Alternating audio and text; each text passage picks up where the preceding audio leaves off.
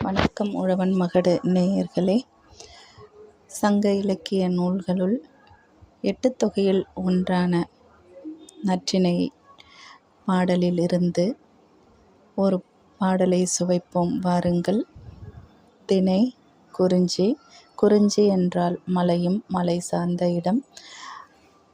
இந்த பாடலை பாடியவர் கபிலர். கூற்று: பிரிவுணர்த்திய தோழிக்கு தலைவி சொல்லியது. எந்த பிரிவு? அந்த கூற்றினுடைய விளக்கம் சொல்கிறேன். பொருள் ஈட்டுதல் காரணமாக தலைவன் தலைவியை விட்டு பிரிய எண்ணியதை தோழி அறிகின்றாள். அப்படி தோழி அறிந்ததை தலைவியிடம் கூறுகின்றாள். தலைவி, இந்த மாதிரி தலைவன் உங்களை விட்டு பொருள் ஈட்டுதல் காரணமாக பிரிய போகின்றார் என்று கேள்விப்பட்டேன், அறிந்தேன் என்று சொல்ல, அதற்கு அந்த இடத்தில் தலைவி எப்படி அந்த அன்பின் வெளிப்பாட்டை, அந்த பிணைப்பை, அந்த இறுக பற்றிய மனத்தினை வெளிப்படுத்துகின்றாள் பாருங்கள். எப்படியெல்லாம் சங்க இலக்கிய மக்கள் ஒருவனுக்கு ஒருத்தி என்று மனம் எப்பொழுது இணைந்து விட்டதோ அப்பொழுதே அவர்கள் ஒன்றாக பிணைந்து வாழ்ந்திருக்கின்றார்கள். அந்த அன்பின் வெளிப்பாடு தலைவி கூறுகின்றாள். என் தலைவன் அங்ஙனம் என்னை விட்டு பிரிய மாட்டார், அப்படி செய்ய மாட்டார் என தலைவனை புகழ்ந்து கூறுகின்றாள். அந்த பாடலை காண்போம் வாருங்கள். நின்ற சொல்லர் நீடு தோன்று இனியர். என் தலைவன் சொல்லிய சொல் தவறாதவர், பழகும் தோறும் இனியவர். அப்படிப்பட்ட என் தலைவன் என்றும் என் தோள் பிரிவு அறியலரே. என்னை விட்டு எப்பொழுதும் பிரிய வேண்டும் என்று ஒரு நிமிடம் கூட, ஒரு வினாடி கூட, ஒரு நொடி கூட நினைக்க மாட்டார். அப்படிப்பட்டவர் எப்படிப்பட்ட அன்பினை உடையவர் என்று ஓமை கூறுகின்றாள் பாருங்கள். தாமரை தன் தாது ஊதி மீமிசை. அழகாக மலர்ந்துள்ள தாமரை மலரில் உள்ள மகரந்தத்தில் உள்ள தேனினை எடுத்து, ஊதி என்றால் எடுத்து, மீமிசை என்றால் மிக உயரமான மலையில் உள்ள. குறிஞ்சி என்றாலே மலை. அப்போ அங்கு சந்தன மரம், அதுதான் சாந்தில் தொடுத்த தீம்தேன் போல. சந்தன மரத்தில் உள்ள அந்த மகரந்தத்தையும் அதிலுள்ள தேனையும் எடுத்து சந்தன மர கிளையில், அந்த மலையில் வளர்ந்துள்ள சந்தன மர கிளையில் தேன்கூட்டினை கட்டியிருக்கின்றது. இப்படிப்பட்ட அந்த தேன்கூடு எதற்கு ஒப்பு தெரியுமா என்று தோழி விளக்குகின்றாள் பாருங்கள்.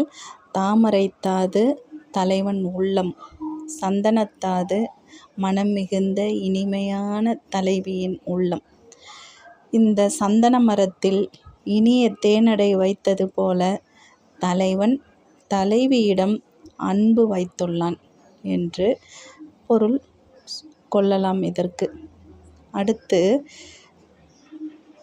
புரைய மன்ற புரையோர் கேண்மை. உயர்ந்த பண்பினை உடையவர், உயர்ந்த நட்பினை உடையவர் என்னுடைய தலைவர். அப்படிப்பட்டவர் இன்னும் ஓர் ஓமையை சொல்லுகின்றாள் பாருங்கள் தலைவி. நீர் இன்று அமையா உலகம் போல.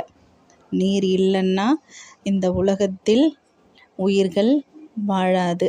அப்போ உலகம் இயங்காது.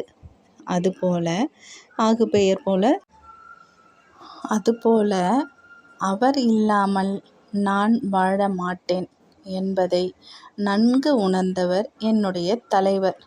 அதனால் என் மீது மிகுந்த விருப்பம் கொண்டவர்.